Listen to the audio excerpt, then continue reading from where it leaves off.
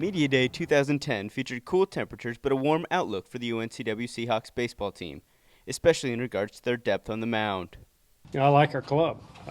We've got some experience. We've got some outstanding ability on the mound that we feel like if they can continue to create a little more consistency than we've had in the past, it's got a chance to be as good a pitching staff as we've ever had and as deep as we've ever had.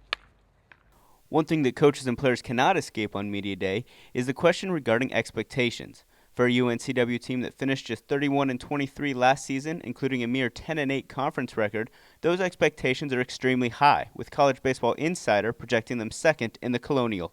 Unfortunately, I mean, it's kind of like a lot of people talk about. You take it a day at a time and, give us your best effort each day, and, we'll worry about the end of the road when it gets here. But, I think our players are beginning to understand how important each day is, and it'll become even more important as you start playing and you start beginning to see some results and, how well we're playing, the mistakes that we may be making, and the improvement that's necessary for us to be a quality club at the end of the year.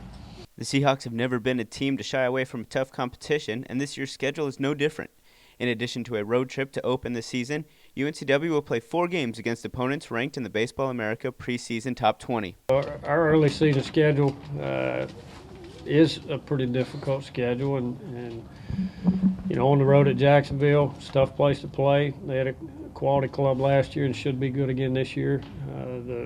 The Hughes Brothers tournament with Liberty and Morehead State and Lehigh.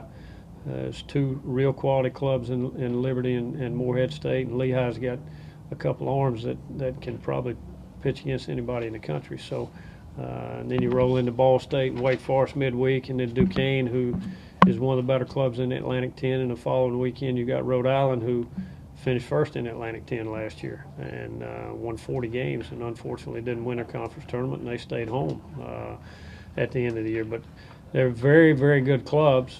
And then midweek, if you're in this area, you're going to play good people.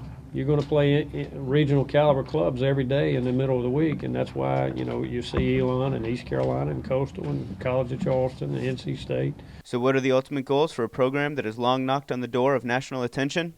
Our expectations are identical from year to year. We're expecting to put ourselves in the top echelon of the league, be in a spot to head to postseason play, hopefully host a regional at some point here in the near future, and get beyond the regional and work our way to Omaha. And those are our expectations, and we don't feel like they're unrealistic.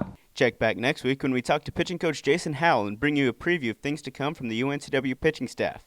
Also, be looking for the lighter side of Media Day when we ask some players and coaches about some superstitions and game day routines. For now, this is Aaron Schoonmaker for StarNewsOnline.com.